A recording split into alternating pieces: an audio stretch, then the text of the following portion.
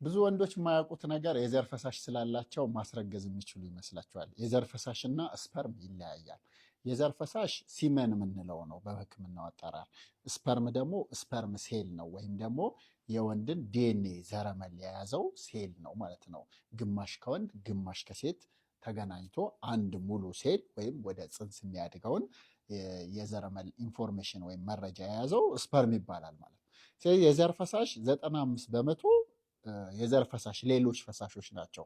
5 በመቶ ደግሞ ስፐርም ነው። ስፐርም የሚንቀሳቀስ ሴል ነው። ወደ እንቁላሏ እየተንቀሳቀሰ ሄዶ እንቁላል ሰብሮ የሚያስረግዘው ነው። ስለዚህ አንድ ወንድ በቂ የዘር ፈሳሽ ኖሮት ማለትም ከ1.5 እስከ 5.5 ወይም እስከ 6 ሲሲ የሚደርስ የዘር ፈሳሽ በኢጃኩሌት ቢኖረውም እዛ የዘር ፈሳሽ ውስጥ አንድም ስፐርም ላይገኝ ይችላል። ያንን አዞስፐርም እንለዋለን። ስለዚህ አንዳንድ ወንዶች የዘር ፈሳሽ በቂ ስላላቸው ግራ ይጋባሉ። እንዴት መውለድ አልቻልኩም ብለው ይቸገራሉ ማለት ነው። ስለዚህ የዘር ፈሳሽ በቂ ቢኖርም በውስጡ ስፐርም ስለሌለ ማርገዝ ላይችሉ ይችላሉ ማለት ነው። ስለዚህ ሲመንና ስፐርም ይለያያል። የዘር ፈሳሽና ስፐርም ይለያያል። ስፐርም ሴሉ ነው። የዘር ፈሳሽ በውስጡ ስፐርምን ጨምሮ ብዙ ፈሳሾች ይዛል ማለት ነው። ስለዚህ አንድ ወንድ በቂ የዘር ፈሳሽ እያመነጨ ማስረገዝ ላይችል ይችላል። ይሄም የዘር ፈሳሹ ላይ ስፐርም ከሌለ አዞስፐርም እንለዋለን። በዚህ ምክንያት ነው ማለት ነው። ሰላም ጤና ይስጥልኝ፣ ዶክተር ሸምሴ ነኝ። በዚህ ደግሞ 5 ለወንዶች ጤና የሚረዱ ሰፕሊመንቶች ወይም ደግሞ አጋዥ ንጥረ ነገሮችን እነግራችኋለሁ። እስከ መጨረሻው ተከታተሉኝ። የወንዶችን ጤና ስል በተለይ ሴክሹዋል ላይፋቸውን ለማሻሻል የሚረዱ በሳይንስ ድጋፍ ያገኙ ሰፕሊመንቶች ወይም አጋር ንጥረ ነገሮችን ነው የምነግራችሁ። ሰፕሊመንት ነው መጀመሪያ። ምንድን ነው ሰፕሊመንት ስንል? ሰፕሊመንት ማለት አጋዥ ንጥረ ነገሮች ናቸው። በመድኃኒትና ቁጥጥር ባለስልጣን ቁጥጥር አይደረግባቸውም። እንደ መድኃኒት አይደሉም ማለት ነው። መድኃኒት በሐኪም የሚታዘዝና በመድኃኒትና ቁጥጥር ባለስልጣን ይሰራል አይሰራም፣ ሴፍቲ ፕሮፋይል፣ ሁሉ ነገር ቁጥጥር የሚደረግበት ነው። እነዚህ ግን ስለማይደረግባቸው ገበያ ላይ በጣም በርካታ አይነት ሰፕሊመንቶች አሉ ማለት ነው። ብዙዎቹ እንዲህ እናረጋለን በጣም ይላሉ። ሳይድ ኢፌክት የለውም፣ 100% ከተፈጥሮ የተዘጋጀ ይሰራል ይላሉ ሁሉ።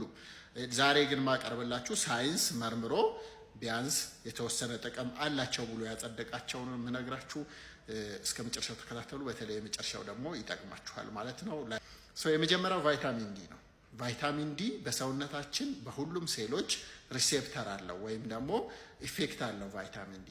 ስለዚህ ቫይታሚን ዲን በቀላሉ ከየት ታገኛላችሁ?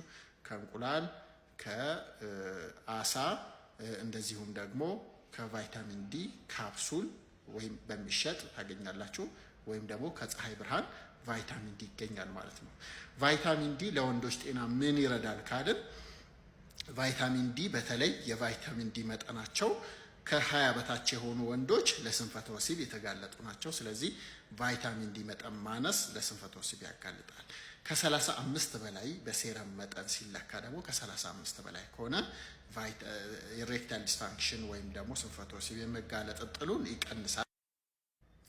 በሁለተኛ ደረጃ ደግሞ ለወንዶች ሴክሹዋል ሄልዝ ጥቅም አለው ብዬ አጥንቼ ያቀረብኩላችሁ ደግሞ ኦሜጋ 3 ፋቲ አሲድ ነው። ኦሜጋ 3 ፋቲ አሲድ ከየት ታገኛላችሁ? ከአሳ፣ በተለይ ሳልሞን ፊሽ ኦይል ከሚባለው ታገኛላችሁ። ሌላ ደግሞ ከፋርማሲ ኦሜጋ 3 ፊሽ ኦይል በካፕሱል መልኩ ይሸጣል። በዛም ሊገኝ ይችላል ማለት ነው። ይሄ ምንድን ነው የሚያደርገው?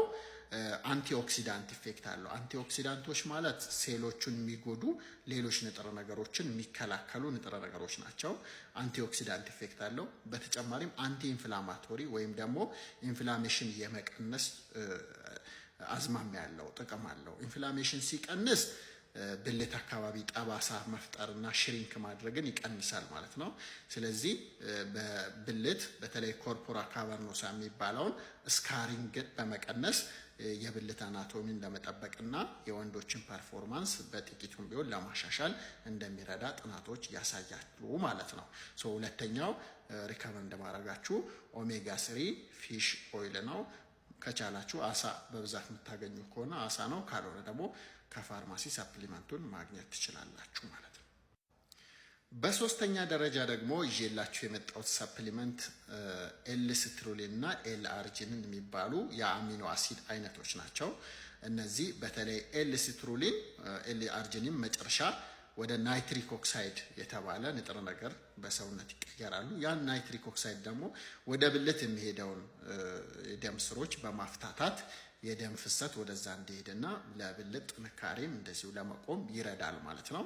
እነዚህን በቀላሉ ከዋተር ሜሎን ወይም ከሀብሀብ፣ ከለውዝ እንደዚሁም ደግሞ ከስጋ ልታገኟቸው ትችላላችሁ። ነገር ግን እነዚህ ኤል-ሲትሩሊን እና ኤል-አርጂኒን በሰፕሊመንት መልክም ከፋርማሲ ልታገኙ ትችላላችሁ። በተለይ ኤል-ሲትሩሊኑ ሊረዳ ይችላል ማለት ነው። እነዚህ እንግዲህ ለቀለል ላለ ስንፈተ ወሲብ ነው የሚረዱት። ማለት እንደዚህ ከባድ በመድኃኒት እንደነ ቪያግራ፣ ሲያሊስ ምናምን ጠንካራ መድኃኒት አይደሉም። ትንሽ የሚያግዙ ወይም ትንሽ ችግር ላለበት ሰው የሚረዱ ናቸው። ነገር ግን እንደዚህ በጣም በከፍተኛ ችግር ላለበት ሰው የሚረዱ አይደሉም። እንደ መድኃኒት ይሆናሉ ማለት አይደለም። አጋዥ ንጥረ ነገር ናቸው። ሴፍቲ ፕሮፋይላቸው ጥሩ ነው፣ ብዙ ችግር አያስከትሉም። ነገር ግን ኤል-አርጂኒንም ሆነ ኤል-ሲትሩሊን ከመውሰዳቸው በፊት ሐኪም ጋር መመርመር ይኖርባቸዋል። ምክንያቱም ከአንዳንድ መድኃኒቶች ከአንዳንድ የህመም አይነቶች ጋር ሊጋጩ ስለሚችሉ ቀድሞ ምርመራ ይፈልጋል ማለት ነው እነዚህን ከመውሰዳቸው በፊት። ስለዚህ ኤል-ሲትሩሊን፣ ኤል-አርጂኒን በሶስተኛ ደረጃ ለማይልድ ኢሬክታይል ዲስፋንክሽን ወይም ደግሞ በጣም አነስተኛ ለሚባለው ኢሬክታይል ዲስፋንክሽን ይሆናል ማለት ነው። ማይልድ፣ ሞደሬት፣ ሲቪር ኢሬክታይል ዲስፋንክሽን የሚባለውን ኢንተርናሽናል ኢንዴክስ ኦፍ ኢሬክታይል ፋንክሽን ጉግል ብታረጉ ይሄ ችግር ያለባችሁ ሰዎች የራሳችሁን ደረጃ ማወቅ ትችላላችሁ ማለት ነው።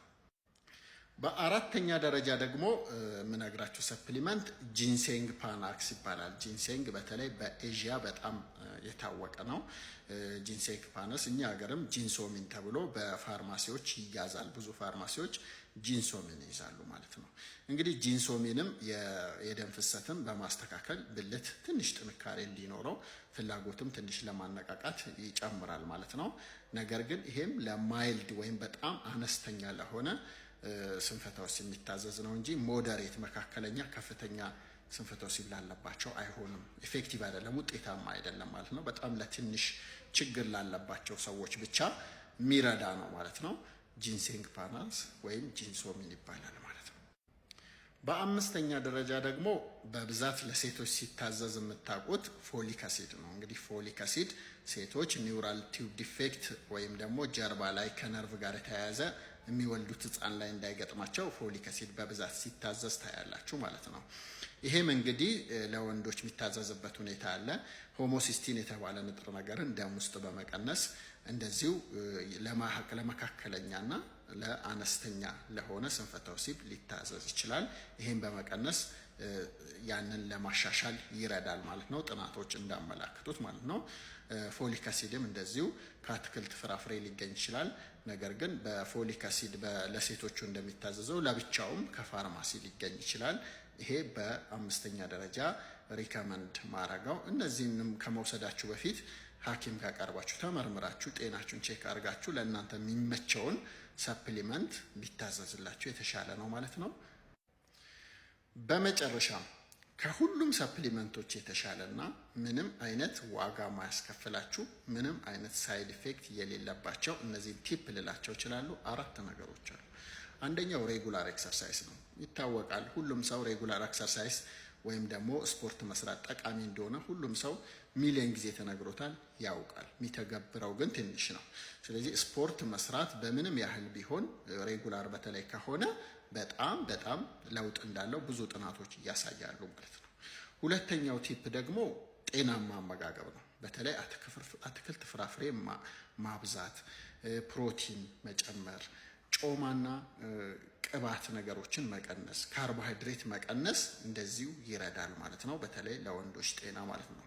ከዛ እንቅልፍ ነው። እንቅልፍ በጣም በሴቶች ለወንዶች ጤና በጣም አስፈላጊ ከሆኑ ነገሮች እንቅልፍ ነው። ስለዚህ ቢያንስ አንድ ሰው ከ7 እስከ 9 ሰዓት ነው የሚመከረው ያልተቆራረጠና ጥራት ያለው እንቅልፍ ቢያንስ ግን 7 ሰዓት እንዲያገኝ ይመከራል ማለት ነው። ከዛ ውጪ ስትረስ መቀነስ ኮርቲሶል ስትረስ ሆርሞንን ለመቀነስ ይረዳል። ያ ሲቀንስ ደግሞ ኢሬክታይል ፋንክሽኑ ወይም የወንድነት ባህሪው የተሻሻለ ይሄዳል ማለት ነው። የሰነፍ ሚስት ባህሪያት ባሏን በጭራሽ አታከብርም። ባገኘችው አጋጣሚ ታሳጣዋለች፣ ትጮኻለች፣ ትሳደባለች፣ ቂም ትይዛለች፣ ባሏን ታማዋለች። ጨቅጫቃ ናት። የባሏ ውሳኔዎች አያስደስታትም። ዘውዱ ሳይሆን የእሾህ አክሊሉ ናት። ባሏን ትረግመዋለች፣ ትደበድበዋለች። በአጠቃላይ እግዚአብሔርን አትፈራም። የመልካም ሚስት ባህሪያት ባሏን ታከብራለች። እግዚአብሔር ቀጥሎ ቅድሚያ የምትሰጠው ለባሏ ነው። ነዝናዛ አይደለችም። ድርጊቶቿ ሁሉ እሱን ከመደገፍ አንጻር ነው። የስንፍና ቃላት ከአፏ አይወጣም። አትሳደብም፣ አታጉረመርምም። አንደበቷ መልካም ነገር የተሞላበት ነው። ዘውዱና ሞገሱ ናት። ይቅርታ ታደርጋለች። ለባሏ በጣም ትጸልይለታለች። ሁሉን ነገር ትተሽ እነዚህን 3 ነገሮች ማድረግ ከቻልሽ የትዳርሽን 90% የሚሆኑ ችግር መፍታት ትችላለሽ። እንደ እኔ ብዙ ነገር ጥሪ ያለው ነገር ግን አንዱም አልሰራልኝም፣ ባለቤቴን እወደዋለሁ ነገር ግን ለሱ ምቹ መሆን አቅቶኛል ለምትዋቴ ዛሬ የምናገራቸው 3 ወሳኝ ነገሮች እስከ ዛሬ የምናገረው ነገር በሙሉ ጠቅለል አድርገው የያዙ ስለሆኑ በደንብ አዳምጪኝ። አንደኛ፣ አክብሪው።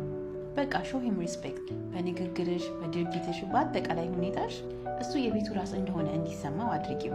እንደው የፈለገ ወርቅ አንጥፈሽለት በንግግርሽ ግን የምትንቂው ከሆነ ሁሉንም ነገር በዜሮ አባዛሹ ማለት ነው። እመኚኝ፣ አክብሮት ከዘራሽ አክብሮት ነው የምታጭው። ሁለተኛ፣ የሚወደውን ምግብ ስሪለት። እነዛ እንግዳ ሲመጣ ብቻ የሚወርዱትን ሳህኖች አውጫቸው። መጀመሪያ ለቤትሽ ንጉስ ለባልሽ ያገልግሉ። እንደ ንጉስ ተንከባከቢው፣ እንደ ንግስት አድርጎ ያኖርሻል። ሶስተኛ፣ እንደው ያልጋዋን ነገር አደራ። አንቺ መላይ ጠፋሽም እንደምንም ብለሽ አይምሮሽን አዘጋጅ። ከዛ ፍላጎቱን ማሟላት አይከብድሽም። በነገራችን ላይ ኢንቲሜሲ 90% የአይምሮ ዝግጅት ነው። እነዚህ 3 ነገሮች በእርግጠኝነት ካደረግሽ ሌላ ምንም ነገር አያስፈልግሽም። ሁሉም ሰላም ይሆናል። ሞክሪ እስቲ። ትዳር ውስጥ ከሆናችሁ እነዚህ ነገሮች አስወግዱ። መጮህ፣ መሳደብ፣ ለማሸነፍ መነጋገር፣ ቶሎ ማልቀስ፣ ሳይሰሙ ዝም ብሎ ማውራት፣ ማኩረፍ፣ ሁሌ የምትለዋን ቃል መጠቀም፣ ሁሌ እንደዚህ ታደርጋለህ፣ ሁሌ እንደዚህ ታደርጊያለሽ መባባል፣ አንተ መቼም አትቀየርም፣ አንቺ መቼም አትቀየርም የሚሉትን ንግግሮች ማብዛት። ጭራሽ ደግሞ የማይባሉም ነገሮች አሉ። በጥፊ ማለት ነበር፣ እንለያይ፣ አንተ ተስፋ የለህም፣ አንቺ ተስፋ የለሽም ማለት፣ በዚህ ትዳር እጸጸታለሁ ማለት፣ ካሌን አታያትም ብሎ ማወዳደር። መኖር ያለባቸው ነገሮች ደግሞ አፕሪሼት መደራረግ፣ ስጦታ መሰጣጠት፣ በየጊዜው ደብዳቤ መቀያየር፣ የፍቅር ቋንቋዎችን መጠቀም፣ እጅ ለእጅ መያያዝና ፊዚካል ኢንቲሜሲ መጨመር።